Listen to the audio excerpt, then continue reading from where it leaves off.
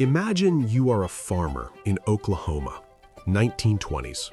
You own land, hundreds of acres of native prairie grassland, tall grasses, deep roots. The land has been this way for thousands of years, but you are going to change that. You are going to plow it, plant wheat, make money. This is progress. If you are watching this, please subscribe. Every episode of If History Repeats explores moments when human ambition ignored natural limits and the consequences that followed. You buy a tractor.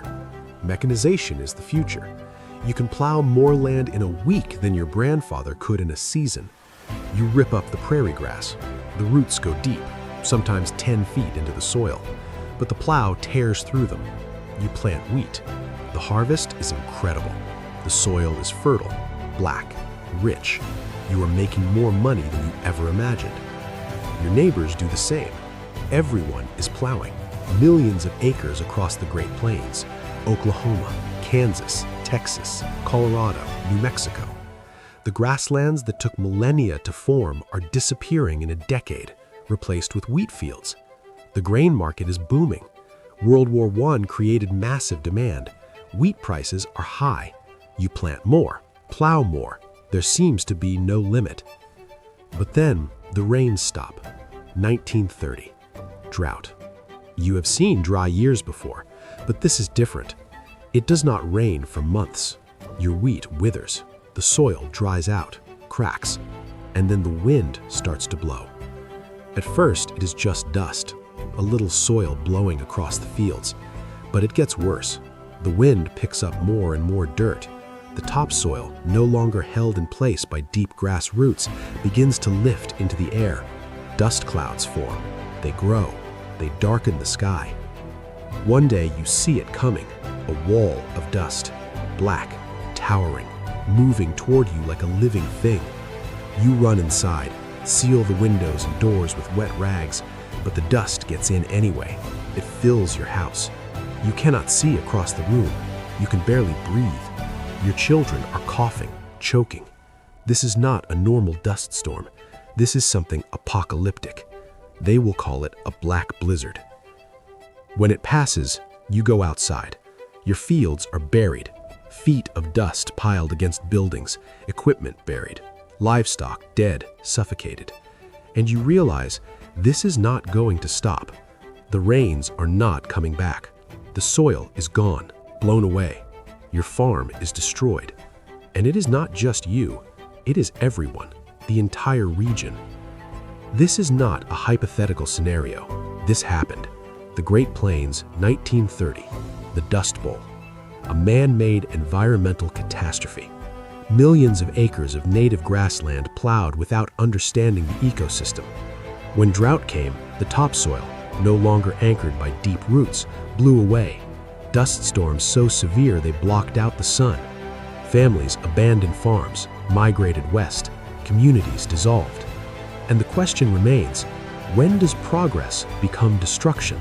When does working the land become destroying it? Welcome to If History Repeats.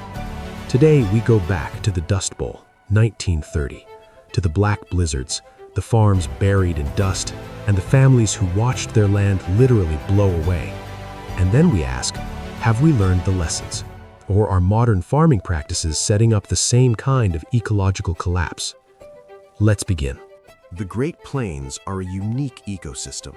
For thousands of years, native grasses covered the land. Tall prairie grass, buffalo grass, blue grama.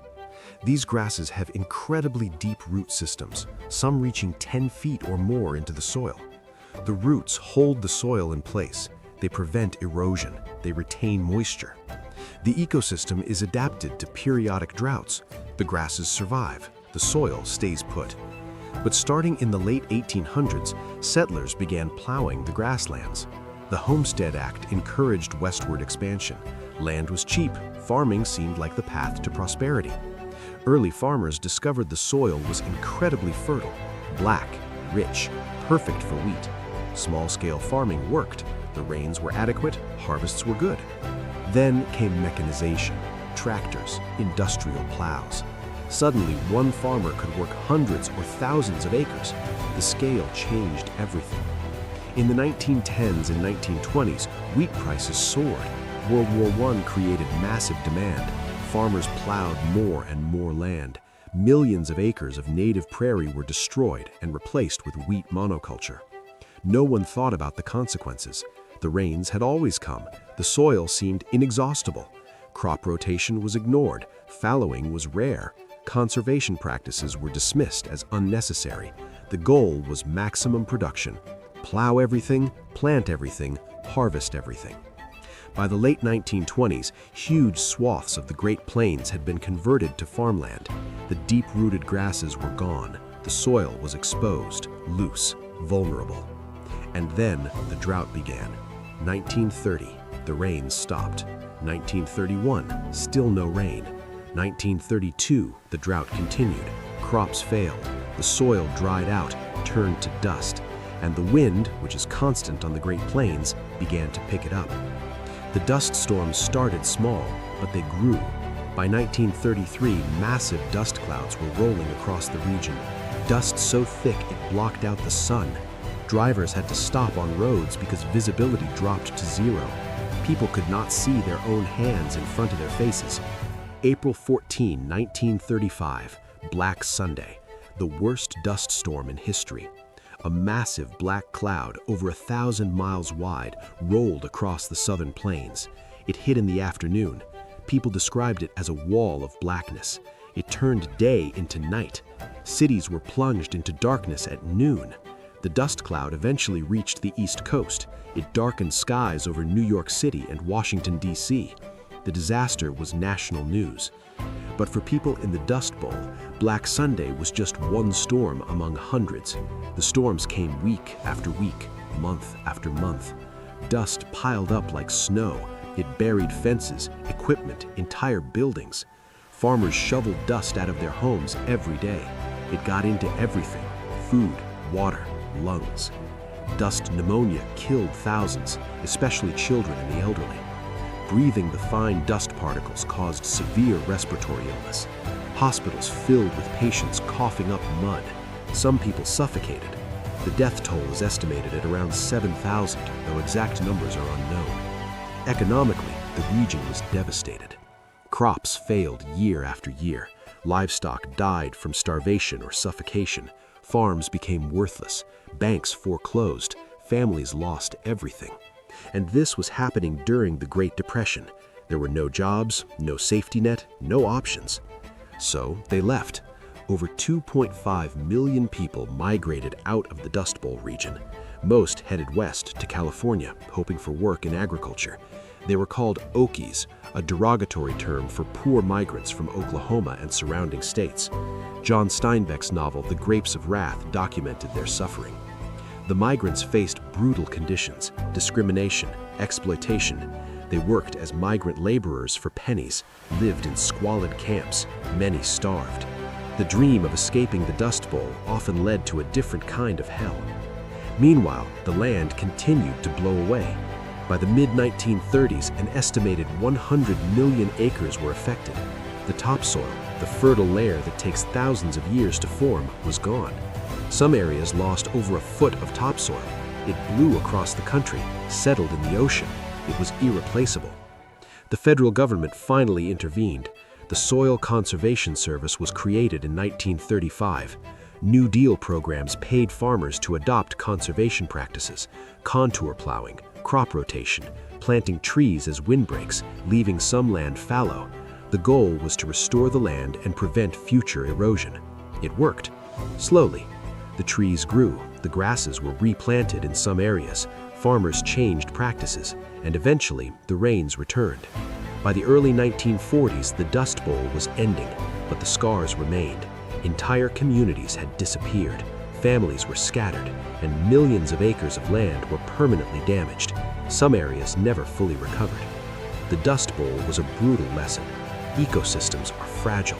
You cannot rip out native vegetation and expect no consequences. Short-term profit does not justify long-term destruction. Nature has limits. Ignore them, and you pay the price. So here is the question. have we learned the lessons of the Dust Bowl? Are modern farming practices sustainable, or are we making the same mistakes on an even larger scale? The answer is uncomfortable, because in many ways we are still destroying soil faster than it can regenerate. The United States loses topsoil at a rate faster than it forms. Industrial agriculture prioritizes short-term yields over long-term soil health.